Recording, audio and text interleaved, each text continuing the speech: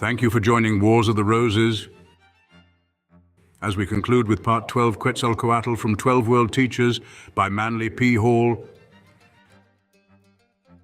Quetzalcoatl, descending from heaven on a ladder of 33 rungs. Quetzalcoatl. At some remote time, a great initiate king arose among the civilizations of Mexico and Central America. It is impossible at this late date to determine the period during which he lived, but it is safe to say that it was some centuries before the Christian era. Among the people of the Valley of Mexico, this initiate king was called Quetzalcoatl, which means feathered snake, while further south he was called Kukulkan, a word of similar meaning. Other appellations were also bestowed upon him. He was spoken of as Ehecatl, the air, Yocuat, the rattlesnake, Tohil, the rumbler, Nanihecatl, Lord of the Four Winds, and Tlahuizcalpantecutli, Lord of the Light of Dawn. The heavens and the stars belonged to him, and all the motions of the universe were under his dominion. He was the master of the winds and of the clouds, and the protecting genius of his people. Modern archaeologists at work in the Central American area attempt to prove that Kukulkan lived in the 9th or 10th century of the Christian era, contemporary with Kublai Khan, founder of the Mongol dynasty of China. This hypothesis is untenable when we realize that the mask of Kukulkan, his symbols, and the protective snake are found upon the most ancient of the Mayan and Toltec ruins. It is our opinion that the first Quetzalcoatl or Kukulkan was a god or king of the Atlanteans, whose worship was brought to the Western Hemisphere by the fugitives from the Atlantean cataclysm. Having established themselves in the Western Hemisphere, the progenitors of the Mayas and Toltecs perpetuated the mythological systems of their submerged empire, preserving among their traditions the esoteric and magical rites of Quetzalcoatl. As centuries passed, new heroes rose among these people. It is possible and probable that some of the greatest of these heroes might be regarded as incarnations of Quetzalcoatl and were permitted, as a special honor, to assume his name and mask, even receiving worship as the embodiment of the divinity. Ample precedent for such a conclusion may be found in the Greek tradition of Orpheus, the rites of several of that name now being generally confused. Or again, the Egyptian Hermes, the Persian Zoroaster, and the Indian Buddha, Gautama, being the 29th of the royal line of sages to bear the same title. If we accept this possibility that the word Quetzalcoatl now signifies a descent of persons bound together by tradition and achievement, it meets most of the needs of the present dilemma. It is also quite possible that the last upon whom was conferred the sacred name was a great soldier or statesman living in the 9th or 10th century of the present era, whose late achievements are confused with the legends of his predecessors. As in the case of Zoroaster, there are several different accounts of the life and final departure of Quetzalcoatl. These accounts are almost certain to be merely the lives of the different Quetzalcoatls. The composite being formed from these different stories is miraculous indeed. Beneath the legends, however, is a certain amount of fact. Dimly, through the contradictions and lesions in the records, may be perceived a great and noble man, founder of a widespread faith, a high priest of sacred mysteries, a scientist, a mystic, and a philosopher.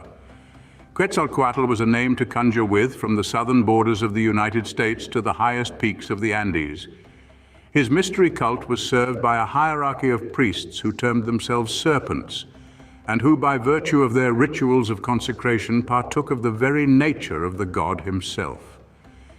The initiates of the Quetzalcoatl cult, according to Brasseur de Bourbourg, referred to themselves as the sons of the snake. There is also reference to a subterranean passageway which leads to the roots of heaven. This passage was called the Snake's Hole, and only a serpent could enter it. Here is occult symbolism in no uncertain terms. That the serpent hole which leads to heaven is only for such mortals as have become snakes is equivalent to the statement in the Old Testament that the mysteries of God are only for the initiates. It was customary among ancient peoples to conceal the elements of their philosophical doctrines under mythical adventures ascribed to the hero god, who was the personification of the whole mystical system. The legends of Hiawatha are of such origin, as well as most of the stories concerning Jesus, Buddha, and other great world teachers. The legends of Quetzalcoatl are no departure from this well-established rule. In his birth, life and death, we have all the elements of a cosmic myth skillfully treated with definite emphasis upon the theogonic and astronomical aspects. As Quetzalcoatl is frequently referred to as the patron god of the Toltecs, it would seem appropriate to examine the beginnings of these people. To show how obscure the subject really is, we find serious debate as to whether such a race ever actually existed. Those opposing the historicity of the Toltecs declare that the accounts of these people are so mixed up with astronomical cycles that the whole tradition should be regarded as entirely mythological and related to some previous state of man in the heaven world, or possibly to the progression of the planets in constellations. Those affirming the reality of the Toltecs declare them to be one of the earliest migrations of the Nahuatl stock, which moved southward into the Valley of Mexico from the mysterious land of Aztlan, the place of the reeds, which is the meaning of the word. We have seen a Mexican drawing of Aztlan, which depicts it as an island surrounded by dashing waves, the island itself rising in the middle of a high mountain. Several legends exist concerning the origin of the Nahuatl peoples, whose sacred land was called Tlapalan, which means the country of bright colors. It is also believed they may have come from Chicamostoc, the seven sacred caverns. Lewis Spence is of the opinion that these two localities might be New Mexico or Arizona. On the other hand, some of the most authentic traditions point to the fact that Tlapalan could be reached only by water. It has even been suggested that the legends point toward Tabasco as the homeland. Some writers connect it with Atlantis, while others believe that Asia was the origin, and that those tribes preserved traditions of their migration across Bering Straits, which they accomplished by means of canoes.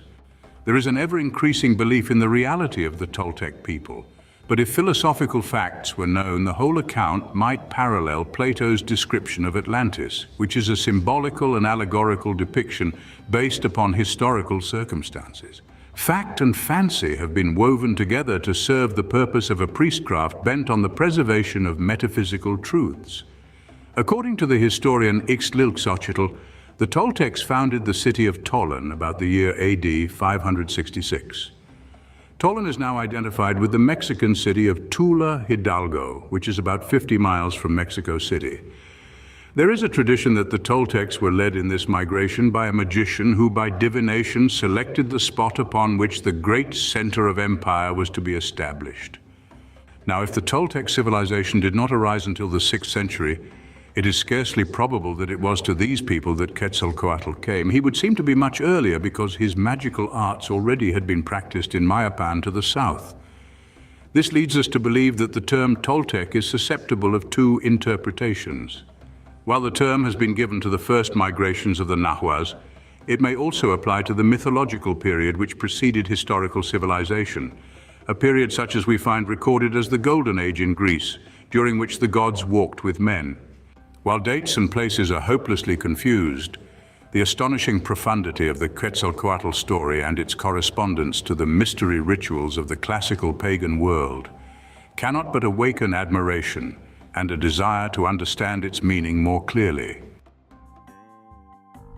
The life of Quetzalcoatl. On a certain day in the mythological country of Tlapalan, 3 sisters were sitting together in their home when in their midst appeared a heavenly apparition, so fearsome in appearance that 2 of the sisters died of fright upon beholding it. The spirit addressed the 3rd sister, who seemed strangely calm, declaring that it had come as an ambassador from the god of the Milky Way to search on earth for a virgin called Chimalman or Xochiquetzal. She was to bear a son by an immaculate conception, and his name was to be Quetzalcoatl. The tradition then declares that the father of Quetzalcoatl was the great god Ometecutli, who is called the Lord of our flesh, and who is the direct creator of mankind. No one apparently has noticed the first 2 significant letters of this god's name, Om. This can scarcely be a coincidence. The omnific name of the creator commences with these 2 letters in many of the ancient mystical systems. Here's a definite link with the metaphysics of Asia. Lord Kingsborough notes the significant fact that the name Xochiquetzal signifies in the ancient dialects the lifting up of roses, and that in the Islamic traditions concerning the birth of Christ, he was conceived as the result of the Virgin Mary smelling a rose. In another tradition, the god Ometecutli, who was the personification of the procreative attributes of abstract divinity, is declared to have overshadowed the virgin Xochiquetzal, impregnating her with his breath, so that Quetzalcoatl was the breath-born son of a divine father and a human mother. Here we have a parallel to Pythagoras, whose father is supposed to have been the god Apollo, to Jesus, who was conceived of the Holy Ghost, which literally means spiritual air or breath, and again in the folklore of Britain to the magician Merlin, whose father was an invisible creature, a fire salamander or dragon, and his mother a vestal. In due time, the child Quetzalcoatl was born, his birth being accompanied by the mysterious omens and wonders in the heavens which always accompany a divine incarnation. Some legends affirm that when he entered into terrestrial life, he was already perfect in wisdom, so that even as a babe he had the reasoning faculties of a man. There are fantastic stories to the effect that he issued into this life wearing his plumed bonnet and adored alike by gods and men. There are accounts that Quetzalcoatl was the youngest of the 7 sons of Ometecutli, but the more persistent tradition is that he was the one and only son of his heavenly father, and that he came into this world only for a short time to act as a mediator and to reinstate a relapsed humanity in the favor of the Heavenly One. The Aztec chronicles state definitely that Quetzalcoatl is the only god who ever actually possessed the body of a man. All of the other deities were incorporeal, existing in an ozonic state like the God of the Christians, who is regarded as being everywhere at all times. Thus, Quetzalcoatl fulfills all the requisites of the Platonic definition of a demigod. He is the Superman, the link between heaven and earth, who of his own nature constitutes the bridge which connects the two worlds. He is the Son through whom all men must come unto the Father. Quetzalcoatl was born on the calendar day of the 7 Cains, and as in the case of nearly all divine children, tradition is silent as to his childhood years. There is a rumor of greatness but no distinct account. At this point, considerable difficulty arises in an effort to reconcile several legendary accounts. According to some stories, Quetzalcoatl was actually born in Tollan and ruled over that Toltec state as its prince. But the most popular legend declares that he departed from Tlapalan and appeared at Veracruz, either riding upon a raft of serpents or being carried in a magical canoe made from the skins of snakes. In appearance, he is generally represented as a man of mature years or a patriarch with a long beard and fair white skin. The image of him in the Pyramid of Cholula depicts him as black, his body adorned with astronomical symbols. When seen upon the raft, he was covered from shoulders to feet in a black robe which was ornamented with a fringe of white crosses. Upon his head was a magnificent bonnet of quetzal plumes, and he carried a magic wand with which he performed all those wonders ascribed to Moses' sacred staff. With this wand, he controlled invisible creatures and was continually surrounded by magical forces. When Quetzalcoatl took over the affairs of the Toltec nation, the people were suffering from droughts and famines, so that great distress was upon the face of the land. Knowing that sin was the curse of the Fourth Age, and that the departure of men from the piety prescribed by the divinities was responsible for their tribulation, he set himself the task of reordering Toltec culture. Among other things, he instituted sacrifices to the gods and revived the interest in spiritual things. But his offerings were of no avail until at last he offered his own blood for the redemption of his people. He inflicted several wounds upon his body, and catching the blood in sacred utensils, offered it as a covenant to the deities. We remember that Odin, German Woden, wounded himself with his own spear that he might be qualified to enlighten the world. Both Odin and Quetzalcoatl became gods of thieves, even as Christ was crucified with thieves. And one of the names by which Quetzalcoatl was known in the Mexican mysteries was Wotan. A Spanish author calls attention to the fact that many of the criminals of Mexico worshipped Quetzalcoatl, and Odin was the patron of executed criminals because he voluntarily hung himself from a branch of the Tree of Life. The self-inflicted wounds by which Quetzalcoatl appeased the heavenly wrath were made with sacred thorns, which reminds one of Christ's crown of thorns. At last, to signify that they had accepted the sacrifices and had forgiven the sins of the people, the Toltec gods on their high Olympus sent a lizard as their messenger to inform Quetzalcoatl that the period of his penance had come to an end.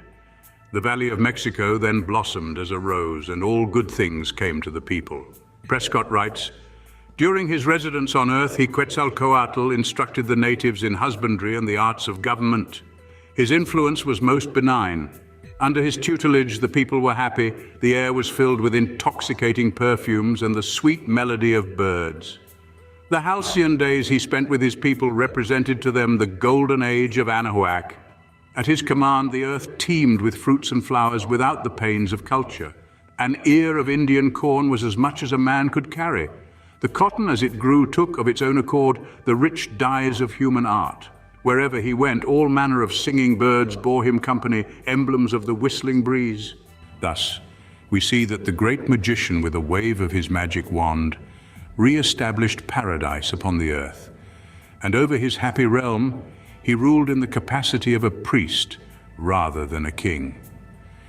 In the personal life of Quetzalcoatl, there are contradictions also. Some declare that he was a celibate initiate living in the true manner of a priest, concerning himself only with the spiritual well-being of the race. Other accounts refer to his consort, Quetzalcoatl, who is described as his female counterpart or complement. Here we have the Oriental doctrine of Shaktis, in which each divinity is completed by a female attribute, usually personifying the gentler virtues of the divinity. Even the accounts of the Mayas on the peninsula of Yucatan agree that it would be a mistake to consider Quetzalcoatl, or to them Kukulkan, as a king or temporal ruler. He placed princes upon thrones and defended the dignity of states, but remained ever aloof from temporal entanglements. In the Mexican legends of Quetzalcoatl appear fragmentary bits of significant symbolic lore. We read of his temptation, how during his penance the spirits of evil came to him and tried to divert him from his course. In another place is the account of his fasting for 40 days, which later became a definite part of the Mexican religious ritual. Then there is the cup which was given him to drink in a mystic sacrament, and one of his many titles was Morning Star. Throughout Toltec mythology, he is Lord of the Eastern Light and must be regarded as a solar divinity as well as a wind spirit. One of his many appellations in the ancient language signifies a vine or the juice thereof. Votan, which means the human heart, was a term sacred to him, and the Mexicans had a ceremony in which they made a model of his body from dough which they baked and then divided amongst themselves and ate with great solemnity. Lord Kingsborough calls attention to the fact that according to the old Jewish prophecies, the Messiah who was to come to Israel was to be of marred or deformed countenance, and that his person would be without beauty. Quetzalcoatl fulfills this requirement exactly. Nearly all of his images have been mutilated in the face, and those not disfigured show the divinity as of most unprepossessing countenance, usually deeply wrinkled and with a single protruding tooth. Among the Mayan legends is one to the effect that although Quetzalcoatl was held in high esteem by millions of devoted subjects and followers, he brought down upon himself the animosity of the priestcraft, probably because he delivered his people from the bondage of ignorance and superstitions by which these wily sorcerers maintained their own fortune and dignity. They plotted in many ways to destroy him, and on one occasion actually brought him to the sacrificial stone. But his magic seems to have been greater than theirs, and he was victorious over his priestly adversaries. The myth of the dying god is certain evidence of the presence of the mystery ritual. Therefore, we seek in the legend of Quetzalcoatl for this all-important keynote, nor do we need to seek far, for the curious illuminations in the Vatican Codex reveal the whole story. Here are numerous representations of the crucified god with curious marks resembling nail wounds in his hands and feet. To quote again from Lord Kingsborough, the 73rd page of the Borgian manuscript is the most remarkable of all, for Quetzalcoatl is not only represented there as crucified upon a cross of Greek form, but his burial and descent into hell are also depicted in a very curious manner. After forcing the Lord of the Underworld to pay him homage, Quetzalcoatl rises victoriously from the grave, thus perfecting in every part the mystical system which he had come to institute. At just what period in his life the crucifixion episode took place, we cannot discover, but, as in the story of the crucifixion of Jesus, the elements involved are metaphysical rather than physical, and the date would be of no great value. At this point, the cosmic myth again mingles itself with what may be, at least in part, an historical account. We cannot restore from the imperfect historical records any satisfactory account of the circumstances which led to the decline of the Toltec civilization after the golden age of Quetzalcoatl, but we do know that the civilization itself, weakened by internal decay and the deterioration of moral fabric, was overthrown by other Nahuatl tribes led by the sorcerer god Tezcatlipoca. This demon elected himself the adversary of Quetzalcoatl and determined to break the reign and power of the magician priest. Quetzalcoatl seems to become, for at least an instant, identical with the Toltec nation and Tezcatlipoca and his two fellow conspirators with three tribes of Nahuatl barbarians. It is said, for instance, that Tezcatlipoca, assuming the appearance of an aged man, gained audience with Quetzalcoatl, and as a physician prescribed a remedy for an illness which had befallen the aged priest. The medicine which Tezcatlipoca gave Quetzalcoatl was in reality pulque, an intoxicating drink which benumbed his senses. The story evidently intends to convey that the evil spirits drugged the Toltec Empire and brought about its destruction through dissipation and intemperance. Quetzalcoatl remained with the Toltecs until his empire was so demoralized, probably by the schemings and plottings of his political enemies, that it was no longer possible to maintain the integrity of the people. Feeling that the task which he had come to accomplish was ended, and that there was no further good which he could accomplish for the Toltecs, he left Tolan to return to Tlapalan, the mysterious Orient from which he came. Departing from the city that he had elevated to dignity, he set out in his advanced years for Cholula, which was to be his first important stopping place. That his treasures should not fall into the hands of the demon Tezcatlipoca, he destroyed the buildings which he had erected, and hid his treasures and jewels in caverns over which he caused mountains to appear by magic. With a wave of his wand, in the words of Lewis Spence, he changed the cocoa trees into mesquites and ordered all of the birds of rich plumage and song to quit the valley of Anahuac and follow him in his pilgrimage. Thus he left the land as he had found it, a desert, and his curse has remained upon it. His adversaries, seeing that he was rendering valueless the land which they were striving to steal from him, besought him to reveal before his departure the secrets of smelting, painting, and lapidary, which he had communicated to his chosen people. But the god refused, and continued his journey preceded by musicians who played soft melodies to cheer his weary footsteps. In some accounts, it is stated that Quetzalcoatl remained for 20 years in Cholula. Others give a much shorter period for his stay. In honor of his presence there, the Great Pyramid was built. From Cholula, in one account, he continued on to the shore of the Gulf of Mexico, where he called to the sea, and immediately the wizard skiff of serpent skins drawn by dragons appeared above the water. Turning to his followers gathered upon the shore, the aged Quetzalcoatl made the prophecy that was to prove the future undoing of the Aztec Empire. He said that in a later age he would come back, and with his descendants establish the fifth great epoch, which would bring with it the permanent paradise of which the Eden he had invoked by magic was but a taste. Then, stepping into his ship, he disappeared over the curved mystery of the horizon, returning to his son-father, who had called him back to the fabled land of Tlapalan. Later, when the Spaniards landed at Vera Cruz, the Indians accepted Cortés as the returning Quetzalcoatl and offered him the crown of the empire.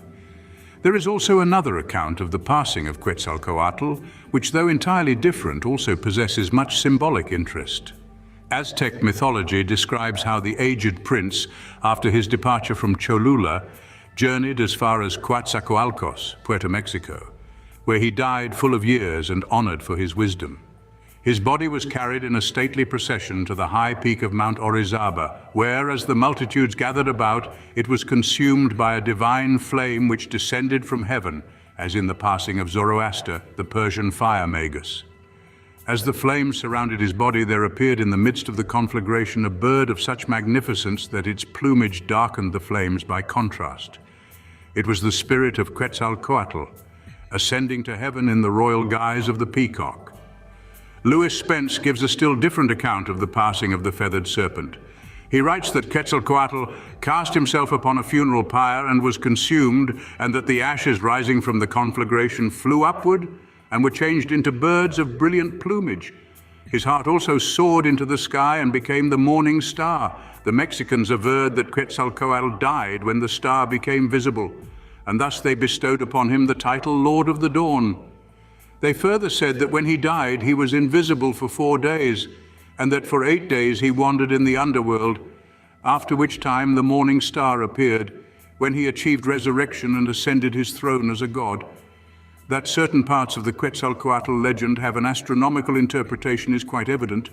The Mexicans had periods composed of what they called the binding of years. These bindings contained 52 years and constituted a cycle. According to traditions, the end of the world would occur at the termination of one of these 52-year cycles. Therefore, this period was always marked with greatest solemnity, and the new year was announced when the stars of the Pleiades passed the zenith on the fatal day. This passage promised an extension of 52 years to the life of the empire, and during the period of Aztec supremacy, human sacrifices were offered to propitiate the gods that they might prolong the duration of the world. Quetzalcoatl remained in Mexico for 52 years, one of these binding periods, and as has already been noted, the Spaniards also arrived on one of these psychological periods. Quetzalcoatl disappeared from the sight of men after the great 52-year festival at Cholula, journeying in the magical direction of all great initiates, toward the east, his eternal home. Humboldt says that at the end of the 52-year cycle, the Aztecs extinguished all their lights, a peculiar ceremony which the Druids performed annually. The Indians at this period crucified a victim, believing that by this crucifixion they would gain a respite from the destructive powers of the gods. Fragments of ancient Mexican metaphysics. One has but to examine the surviving fragments of Nahuatl mythology and history to realize that a high order of metaphysical learning existed among the original Americans. Even Roman Catholic writers admitted that magic flourished among the peoples of Mexico, and that the priests and philosophers of that nation were deeply versed in astrology and the necromantic arts. The episode of the arrest and detention of 2 Aztec sorcerers accused by the Church of attempting to weave spells against the Christian clergy is especially interesting. And the pious fathers were forced to admit that their prisoners dissolved into empty air before their very eyes, a circumstance which was passed over very lightly.